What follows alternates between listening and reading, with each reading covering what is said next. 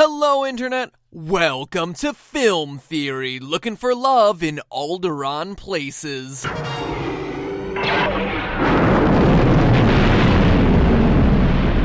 Recently, my friends over at Screen Rant did a video on their top 10 movie theories that change everything. My theories didn't make the cut, apparently. Come on, guys! Neo not being the one? Ant-Man destroying the planet? What do you expect of me? Well, today I have one that they can't ignore. Get ready. So, Star Wars. I can't think of a single other film franchise that has had the impact that Star Wars has had on popular culture. Then there were the prequels that took that legacy and flushed it down the toilet faster than you could say Jar Jar Binks.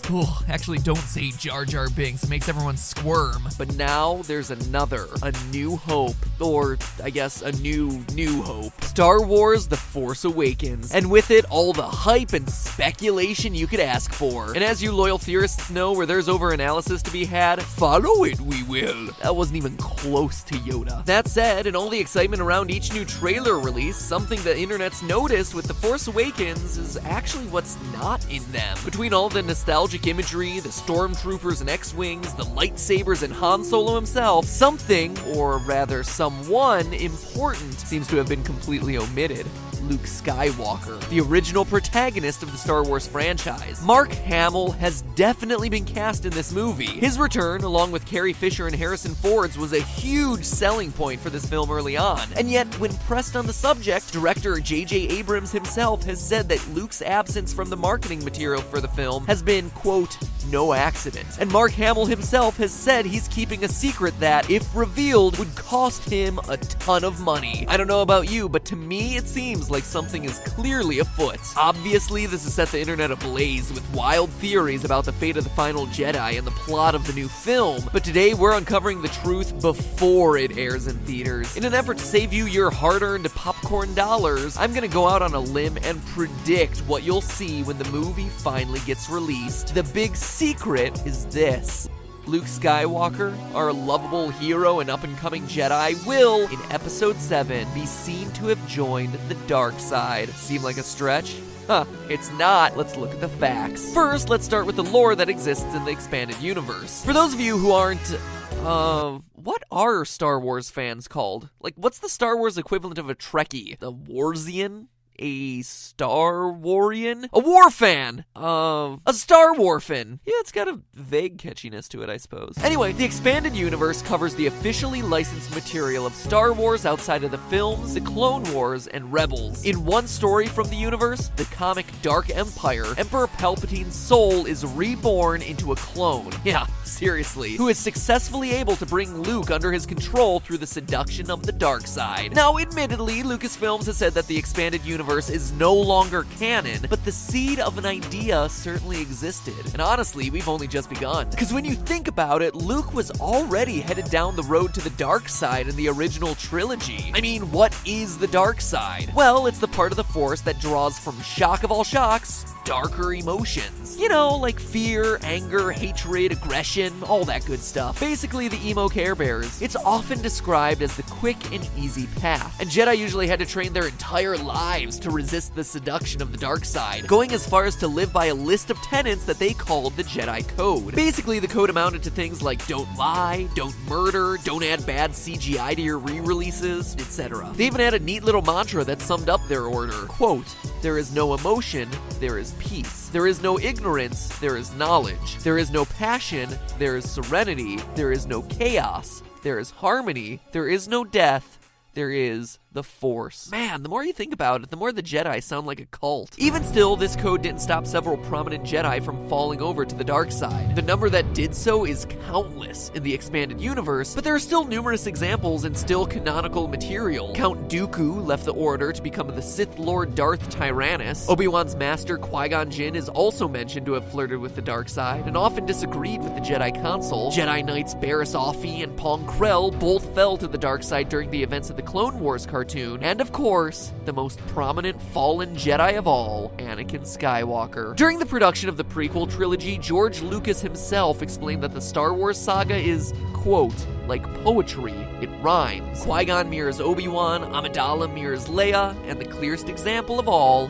Anakin mirrors Luke. In the prequels, Yoda warned against training Anakin from the very beginning because he was too old and full of emotional attachments. But if Yoda feared that Anakin's training had started too late, at the ripe old age of 10, then Luke was even worse off. He was right around 18 when he began training with Obi-Wan. In fact, when Luke first approaches Yoda, he also says that Luke is too old. Of course, he reluctantly gives in, knowing that Luke is the best hope for the Jedi, but still, sounds awfully similar to what he said about the dark side's greatest warrior. Let's also remember Luke's failure at the Cave of Evil. One of Luke's biggest tests is to confront whatever he may find in the cave on Dagobah. Within it, Luke finds a shadow of Darth Vader that he seemingly defeats, only for Vader's mask to break, revealing Luke's face underneath. Now, not only did that foreshadow the twist that Vader was Luke's father, but it also hints that Luke's destiny may be to become a Vader-like figure. I mean, Yoda even says it himself. When Luke asks what's in the cave, Yoda replies, "Only what you take with you." The only thing in there is Luke. That shadow Vader is inside of him before Luke has any strong connection with Vader. Just wait till he finds out that it's his father. And if that wasn't enough, Luke's emotions get the better of him when he brashly leaves his training with Yoda to save his friends in Cloud City, a direct parallel to Anakin's own recklessness. And not only that, but Yoda straight up points out that he's making the exact same mistake Vader made. Quote, "Only a fully trained Jedi Knight,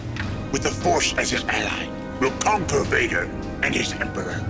If you end your training now, if you choose the quick and easy path, as Vader did, you will become an agent of evil." End quote. An agent of evil. How often do we see Yoda wrong throughout this franchise? And yet, Luke left anyway, and everything does indeed go horribly wrong. He confronts Vader and gets his hand chopped off, Boba Fett steals away Han Solo, and everyone else only barely escapes in one piece. It's this moment, this defeat at the end of Episode 5, where Luke's change starts to happen. Look at how he's presented in Episode 6. He wears black and stands ominously in a position that's visually similar to that of the Emperor. And when dealing with Jabba, he sounds arrogant, he makes threats, he even flat out lies. Nevertheless, I'm taking Captain Solo and his friends.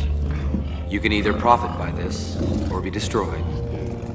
It's your choice, but I warn you not to underestimate my power. That's not the way of the Jedi. And if we look at the climax of Return of the Jedi, Luke's descent nears its completion, and his similarities to Vader are at its greatest. The Emperor goads Luke into striking at him, taunting him, and telling him to Strike me down with all of your hatred, and your journey towards the dark side will be complete. And Luke tries it. He actually tries. The only reason he doesn't murder the Emperor in cold blood is Vader intervening and blocking the attack. Then, when Vader threatens Leia later on, Luke gets enraged, tapping into his dark side emotions and using them to defeat Vader in combat. He only stops after he cuts off Vader's hand, revealing the electronic arm underneath and realizing that he is literally becoming his father. Palpatine then urges Luke to kill Vader and become his new pupil, as Anakin once did to Dooku. But Luke refuses, saying that I am a Jedi, like my father before me.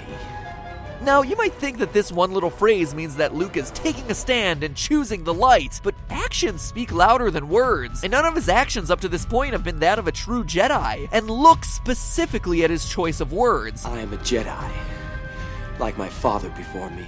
His father, yeah, the one who helped destroy the entire Jedi Order. Not exactly the ideal role model in that situation. So, despite everything pointing towards Luke giving in and failing as a Jedi, everyone ends up okay in the final moments of Episode 6. Seems kinda like a cop-out, doesn't it? Well, it does until you consider one more thing. A more blatant Luke is falling to the dark side ending may have been what was originally intended for the film. Meet Gary Kirk, Kurtz, the producer of the first 2 Star Wars films with George Lucas, who actually helped secure the funding for the first movie. This man is basically the co-creator of Star Wars in everything but title. However, as the series went on, Lucas and Kurtz had a falling out about where Star Wars should be headed, causing Kurtz to leave production of Return of the Jedi. This was a huge blow to the cast and crew, with Mark Hamill describing the situation in broken family terminology. He said it was like mom and dad getting a divorce. They were both equally loved and respected on set. So Gary Kurtz definitely knows what he's talking about when Star Wars is concerned. Now, believe it or not, Kurtz actually went decades without talking about his falling out with Lucas. But in 2010, he finally explained where they were originally going with episode 6. Now, keep in mind that Kurtz probably still has a bit of a chip on his shoulder because of the falling out, but his word on the subject still has a lot of merit. He explained,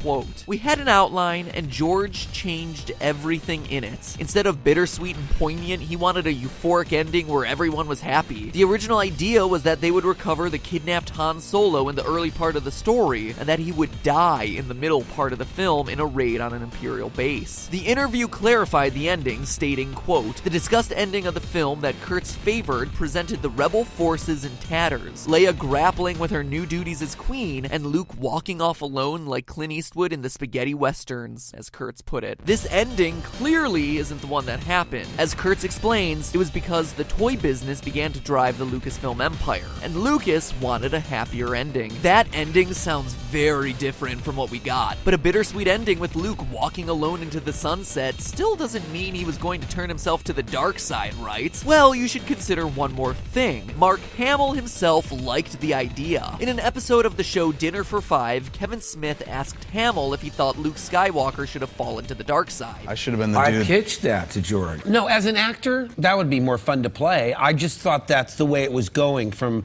when we finished 2, I figured that's what will be the pivotal moment. And you know what the best part of all this is? J.J. Abrams, director of episode 7, was at the table during that episode of Dinner for Five. Mark Hamill was basically pitching that to J.J. And honestly, I think he'd do it. Remember, episode 7 takes place 30 years after Return of the Jedi, so there's really plenty of time for the darkness to set in on Luke's psyche. But here's the biggest thing. Lore and characterization aside, look at the man behind the movie. Abrams has a philosophy about movie making, that his films should be made like a mystery box. He did a really interesting TED Talk about it, which if you haven't seen, you should totally watch. Goes on and on and on. I mean, look at like Star Wars. You got the droids, they meet the mysterious woman. Who's that? We don't know. Mystery box, you know. Then you meet Luke Skywalker, he gets the droid, you see the holographic image, you learn, oh, it's a message, you know, she wants to, you know, find Obi-Wan Kenobi, he's her only hope. But who the hell's Obi-Wan Kenobi? Mystery box. So then you go and he meets Ben Kenobi. Ben Kenobi's uncle is Obi-Wan Kenobi. Holy shit, you know. So it keeps it. Have you guys not seen that?